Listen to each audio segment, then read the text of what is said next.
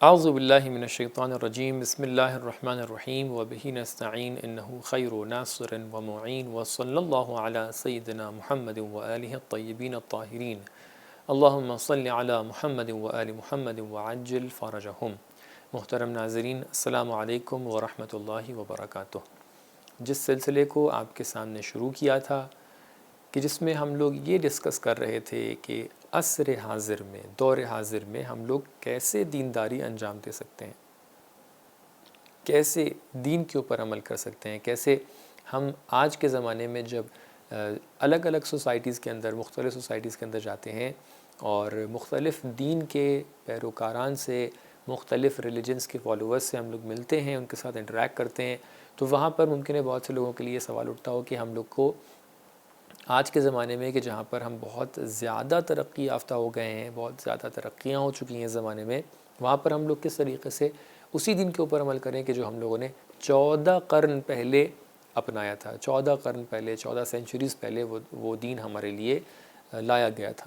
تو ایک مفصل ڈسکشن آپ کے سامنے کیا۔ سب سے پہلے ڈسکشن یہ اکثر بیان ہوا کہ جو دین ہے اور دین کی جو نیڈ ہے انسان کی، کیوں انسان کو دین کی ضرورت ہے، اور کہیں ایسا تو نہیں کہ ہم لوگ اپنی زندگی میں فزیکل اسپیکٹ سے بہت زیادہ ترقی کرتے چلے جا رہے ہیں، لیکن جو ہمارا اسپریچول اسپیکٹ ہے، جو ہماری روحانی زندگی ہے، جو ہماری روحانی صفت ہے انسان کی، اس کے حوالے سے ہم بالکل بھی آگے نہیں جا رہے ہیں، بالکل بھی ترقی نہیں کر رہے ہیں۔ تو یہ اس طریقے سے ہو جائے گا کہ جہاں پر آپ ایک بچے کو دیکھیں کہ جس کا فرض کیجئے جسم کا ایک عضو بہت زیادہ بڑا ہو گیا ہے، لیکن اس کے باقی جسم کے پارٹس جو ہیں وہ ابھی تک کے اپنی جگہ پر بچے کے طور پہ باقی ہیں۔ یا کبھی کبھی ہوتا ہے انسان ایک ایسا بچہ ہوتا ہے جس کا جسم بڑھ جاتا ہے لیکن اس کی عقل ابھی بھی بچے والی ہوتی ہے، یا ابھی عقل نہیں بڑھی ہوتی ہے، اس کی گروتھ نہیں ہوتی ہے۔ تو کہیں ایسا تو نہیں ہم لوگ بھی اپنی زندگی میں کچھ اس طریقے سے کر رہے ہیں کہ ہم فزیکل اسپیکٹ سے ترقی پہ ترقی کرتے چلے جا رہے ہیں۔ ہم لوگ دنیا میں جتنی بھی چیزیں ہیں جو ہمارے جسم سے ریلیٹڈ ہیں اس کے اندر ہم نے بہت ترقی کر لی ہے، لیکن جو ہماری روح سے ریلیٹڈ ہے اس میں ہم لوگوں نے بالکل بھی ترقی نہیں کی ہے۔ اس بات کو آگے بڑھاتے بڑھاتے آپ کے سامنے یہ بات ثابت ہو گئی کہ دین کی ہمیں بہت ضرورت ہے، تاکہ آج کے زمانے میں بھی دین ہماری ضرورتوں کو مکمل طور پہ جواب دے اس کو، اور مکمل طور پہ ضرورتوں کو پورا کرے۔ کیوں؟ کیونکہ انسان کی ضرورتیں جو ہوتی ہیں وہ ضرورتیں انسان کی بنیادی ضرورتیں ہمیشہ ایک طریقے سے ہوتی ہیں۔ اس کی شکل بدل سکتی ہے، اس کا چہرہ بدل سکتا ہے، لیکن بنیادی ضرورتیں ایک ہی رہتی ہیں، چاہے وہ ابھی ہوں، چاہے وہ 14 سینچریز پہلے ہوں۔ لہٰذا ہم لوگوں نے یہ کنکلوژن پہلے لیا تھا کہ دین، اس کی ہمیں ضرورت ہے، دین مبین اسلام کے جو اللہ تعالیٰ کا آخری دین ہے، آخری ڈیوائن ریلیجن ہے، وہ ہمارے لیے ابھی بھی ضرورت مند ہیں اس کے ہم، اور تا قیام قیامت اس کے لیے ہمیں اس کی ضرورت محسوس ہوتی رہے گی اور اس کے ہم نیاز مند رہیں گے۔ کیوں؟ کیونکہ وہ ہماری ضرورتوں کو پورا کر رہا ہے۔ تو جس طریقے سے اس دنیا کے نیچرل قوانین کو، جس طریقے سے ہم نیچرل اور ماحولیات میں جو اللہ تعالیٰ نے قانون بنائے ہیں اس کو ہم تبدیل نہیں کر سکتے ہیں۔ سورج جب نکلتا ہے، جس وقت نکلتا ہے، جس صفات کے ساتھ نکلتا ہے اس کو ہم تبدیل نہیں کر سکتے۔ چاند جس ٹائم پر رونما ہوتا ہے، نظر آتا ہے، اس کو ہم تبدیل نہیں کر سکتے۔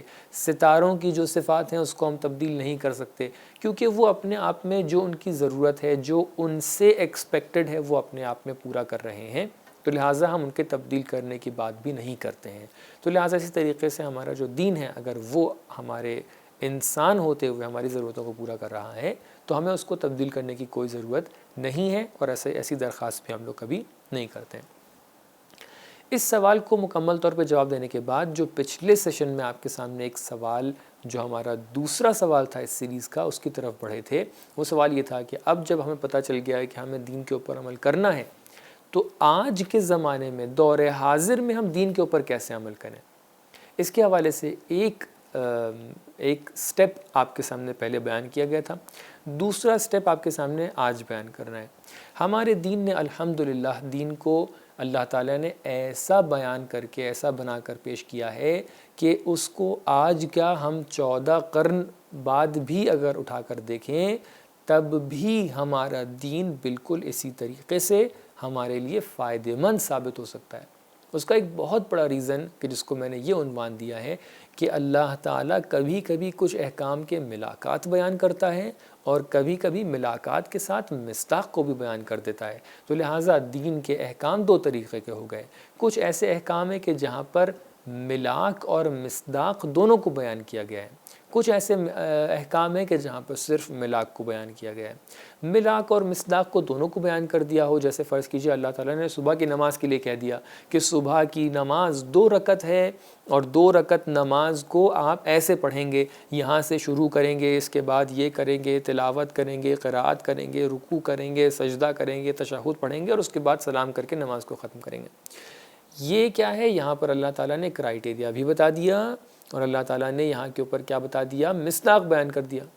فرض کیجئے آپ سے کہا کہ جب آپ حج کے لیے جائیے تو پریسائسلی یہ اعمال آپ کو انجام دینے ہیں. جب آپ مثال کے طور پہ فرض کیجئے کہ آپ کو خمس دینا ہے تو آپ کو پریسائسلی اتنے % خمس دینا ہے. جب آپ کو زکوٰۃ دینی ہے تو آپ کو پریسائسلی یہ بتا دیا کہ اتنے % آپ کو زکوٰۃ دینی ہے. تو ان سب چیزوں کے لیے اللہ تعالیٰ نے مصداق بھی بیان کر دیا اور کرائیٹیریا جو معیار ہوتا ہے، ملاک ہوتا ہے، وہ بھی بیان کر دیا. تو یعنی جو مصداق ہے، ریفرنٹ ہے، وہ بھی بیان کر دیا اور جو اس کا کرائیٹیریا ہوتا ہے اس کو بھی آپ کے سامنے بیان کر دیا. لیکن کچھ جگہوں کے اوپر اللہ تعالیٰ نے کیا کیا ہے کہ اللہ تعالیٰ نے کچھ جگہوں کے اوپر اپنے مصداق کو نہیں بیان کیا ہے. اللہ تعالیٰ نے صرف کرائیٹیریا بیان کر دیا ہے. خالی آ کر یہ کہہ دیا ہے کہ دیکھیے آپ کو اس چیز کے اندر یہ ملاک مد نظر رکھنا ہے. آ کر یہ بیان کر دیا کہ دیکھیے آپ جو لباس انتخاب کرنا چاہ رہے ہیں، کہیں پر اللہ تعالیٰ نے یہ بیان نہیں کیا ہے، کہیں پر رسول گرامی اسلام صلی اللہ علیہ وآلہ وسلم نے یہ بیان نہیں کیا ہے، کہیں پر ائمہ طاہرین علیہ السلام نے یہ بیان نہیں کیا ہے کہ آپ کو اگر لباس پہننا ہے تو آپ کرتا پاجامہ پہنیے، آپ کو اگر لباس پہننا ہے تو آپ پینٹ شرٹ پہنیے، آپ کو اگر لباس پہننا ہے تو آپ عمامہ، عبا اور قبا پہنیے. نہیں، کہیں پر بیان نہیں کیا ہے. کیا بیان کیا ہے؟ بیان یہ کیا ہے کہ آپ کے لباس کا ملاک یہ ہونا چاہیے کہ آپ کے جو محاسن ہیں بدن کے وہ ظاہر نہیں ہونا چاہیے. آپ کے لباس کا ملاک یہ ہونا چاہیے کہ عورتیں اگر ہیں تو وہ حجاب کریں پوری طریقے سے، مرد اگر ہیں تو جو ایک معمول طور پہ لباس پہنا جاتا ہے اس کو پہنیں. تو لباس کے لیے کہیں پر آ کر یہ نہیں کہا کہ آپ سفید کلر کا لباس پہنیے گا، کہیں پر آ کر یہ نہیں کہا کہ آپ کالے کلر کا لباس پہنیے گا. نہیں، آ کر ایک معیار بیان کر دیا. آ کر یہ بیان کر دیا کہ دیکھیے لباس اگر آپ کو پہننا ہے تو ایسے اس معیار، اس کرائیٹیریا کے بنا پر پہننا ہے. اب اس کے اندر کون سا لباس ہونا چاہیے؟ وہ کاٹن کا لباس ہونا چاہیے، وہ جارجٹ کا لباس ہونا چاہیے. اس کے اندر آپ کے اوپر چھوڑ دیا ہے. یعنی جو اس کا ریفرنٹ ہے، یعنی جو اس کا مصداق ہے، یعنی جو اس کا ایگزامپل ہے، جو آپ کو آخر میں آ کے اس کو سلیکشن انجام دینا ہے، وہ آپ کے حوالے چھوڑ دیا ہے اور جو اس کا کرائیٹیریا ہے وہ بیان کر دیا. فرض کیجئے کوئی جوان ہے، وہ جوان آ کر اس سے یہ کہہ دیا ہے کہ جو آپ کو روزی تلاش کر رہی ہیں، جو آپ کو رزق حاصل کرنا ہے، وہ رزق آپ کا حلال رزق ہونا چاہیے. یہ حلال رزق ہونا آپ کو آ کر ایک کرائیٹیریا دے دیا ہے. اب آپ سے یہ نہیں کہا ہے کہ آپ جا کر شیئر مارکیٹس میں کام کریے، آپ جا کر فار ایگزامپل بزنس مین جا کر بنیے. آپ سے یہ بھی نہیں کہا ہے کہ آپ جا کر فار ایگزامپل کسی کمپنی کے اندر کام کریے. آپ سے یہ بھی نہیں کہا ہے کہ آپ جا کر فار ایگزامپل کھیتی باڑی کریے. نہیں، یہ تمام کی تمام چیزیں آپ کے سلیکشن کے اوپر چھوڑ دی ہیں. لیکن جو چیز اللہ تعالیٰ نے بیان کی ہے وہ چیز کیا ہے کہ یہ کرائیٹیریا مد نظر رہے کہ جب رزق آپ کسب کر رہے ہیں، کسب معاش کر رہے ہیں، تو حلال رزق طلب کیجیے گا. اگر حلال رزق آپ طلب نہیں کر رہے ہیں تو اللہ تعالیٰ وہاں پہ آ کر کہتا ہے کہ یہاں پر آپ نے دین کی مخالفت کی ہے.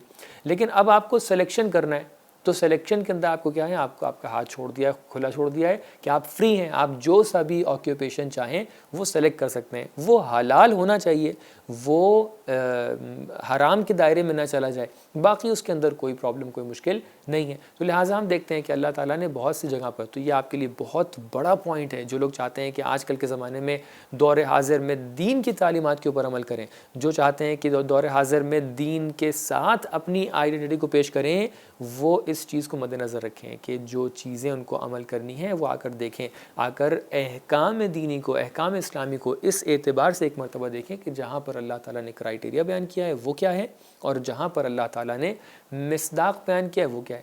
اگر اللہ تعالیٰ نے کرائیٹیریا بیان کیا ہے تو وہاں پر آپ فری ہیں، آپ چاہیں تو اس کے مصداق کو کسی بھی طریقے سے سلیکٹ کر سکتے ہیں.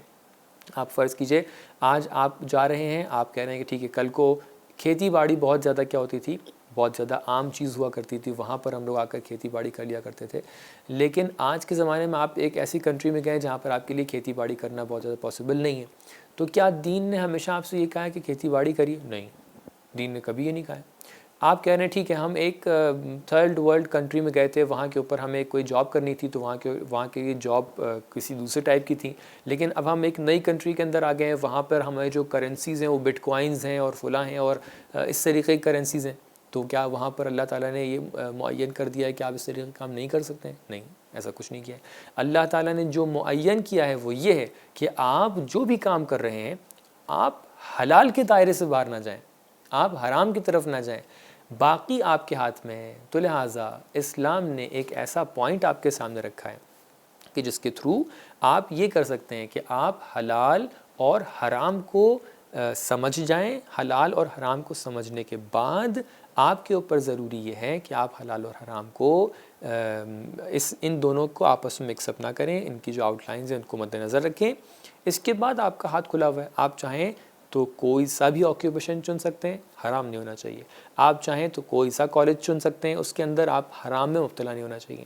آپ چاہیں کوئی سی بھی یونیورسٹی جا سکتے ہیں، آپ حرام میں مبتلا نہ ہو. خالی آپ کہہ رہے ہیں کہ ہمیں لباس چننا ہے، آپ کوئی سا لباس چن لیجئے، جو کرائیٹیریا ہے اس کو مد نظر رکھیے. آپ کہہ رہے ہیں کہ ہم جس کنٹری میں جا رہے ہیں وہ پوسٹ ماڈرن کنٹری ہے، وہاں پر آپ کے کرتا پجامہ کا لباس نہیں پہن سکتے ہیں، نہ پہنیے.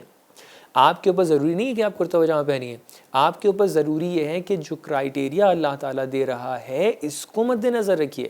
اس کو مد نظر رکھ کے اگر آپ کوٹ پینٹ بھی پہن رہے ہیں، اس کو مد نظر رکھ کے اگر آپ پینٹ شرٹ بھی پہن رہے ہیں تو کوئی مسئلہ نہیں ہے.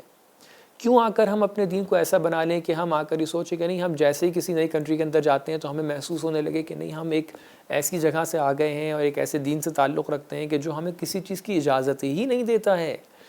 اللہ تعالیٰ کہتا ہے لما تحرمون ما احل اللہ. اللہ تعالیٰ نے جو چیزیں حلال قرار دی ہیں، اللہ تعالیٰ نے جو چیزیں آپ کے لیے آپ کو مباح قرار دی ہیں، آپ کیوں آ کے اس کو اپنے اوپر حرام قرار دے رہے ہیں؟ نہیں، آپ کے لیے جو چیزیں حلال ہیں ان کو آپ بخوبی استعمال کیجئے. اللہ تعالیٰ کے حلال دائرے سے نکل کے حرام تک مت جائیے. باقی چیزیں کیا ہیں؟ باقی اللہ تعالیٰ نے آپ کے لیے فری آپ کو چھوڑ دیا کہ آپ کو جو دل چاہے کریں. بہت سی جگہ پر ہمارے بہت سے احکامات کے اندر کہیں پر پریسائسلی آپ کے لیے مصداق معین نہیں کیا گیا. آپ فرض کیجئے ایک بہت زیادہ جو ہم لوگ کے لیے ایک ایسا مفہوم ہے کہ جو ہمیشہ ہمارے لیے کام میں آتا ہے، وہ کیا ہے؟ عزاداری ہے. عزاداری کے لیے کیا اللہ تعالیٰ نے کہا ہے کہ ہم عزاداری اس طریقے سے کرنا چاہیے؟ کیا اہل بیت علیہ السلام نے یہ کہا؟ نہیں، کہا ہے کہ عزاداری کا مفہوم یہ ہے کہ آپ جس طریقے سے غم کا اظہار کرتے ہیں اپنی جگہ پر، آپ ویسے غم کا اظہار کریے. بس یہ ہے کہ حلال و حرام کا دائرہ مت چھوڑیے گا.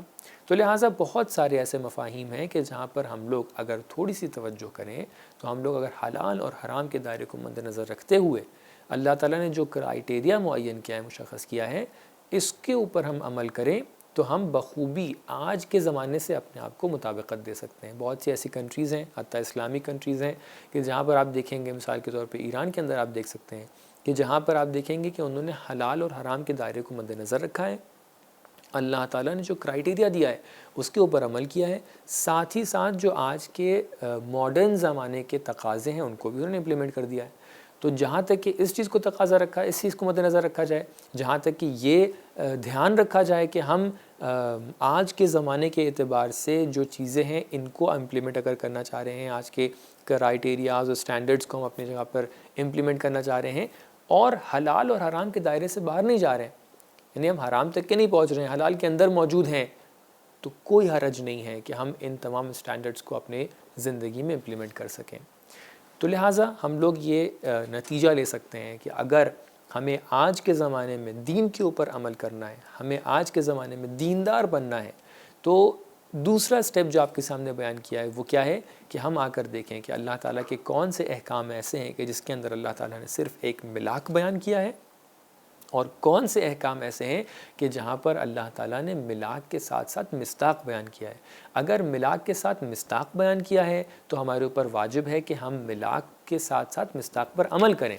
ہم آ کر نماز صبح کے لیے نہیں کہہ سکتے ہیں کہ ہمیں دل یہ چاہ رہا ہے کہ ہم 10 رکعت پڑھ لیں، یا نماز ظہر کے لیے نہیں کہہ سکتے ہیں کہ ہم آفس سے بہت تھکے آتے ہیں لہٰذا ہمارا دل چاہ رہا ہے کہ ہم 4 رکعت کے بجائے 2 رکعت پڑھ لیں. نہیں، وہاں پر مصداق کو بیان کر دیا ہے. لیکن ہاں جہاں پر مصداق بیان نہیں کیا ہے، صرف آ کے کرائٹیریا آپ کو دیا ہے، وہاں پر آپ فری ہیں، آپ چاہیں تو اپنے حساب سے مصداق کو سلیکٹ کر سکتے ہیں۔ یہ خلاصہ تھا اس بات کا کہ جو سیکنڈ سٹیپ تھا ہمارا، جہاں پر آ کر ہم لوگ اپنے آپ کو کسی بھی کمیونٹی کے اعتبار سے، کسی بھی زمانے کے اعتبار سے ڈھال سکتے ہیں جہاں پر اللہ تعالیٰ نے ہمیں ملاک بیان کیا ہے بلکہ مصداق بیان نہیں کیا ہے۔ یہاں تک کہ آ کر ہم لوگ 5ویں سیشن میں ہم لوگ کی بات ایک حد تک کے پہنچ گئی۔ اب اس کے بعد والا سیشن جو ہے اس کے اندر ہم آ کر جو اگلا سٹیپ ہے، اگلا قدم ہے کہ جس کے حوالے سے ہمیں بہت توجہ کرنے کی ضرورت ہے، اس کو بیان کریں گے۔ انشاءاللہ اگلے جلسے میں ہم لوگ اس موضوع کے اوپر مزید روشنی ڈالیں گے اور مزید آگے گفتگو کو بڑھائیں گے۔ والسلام علیکم ورحمۃ اللہ وبرکاتہ۔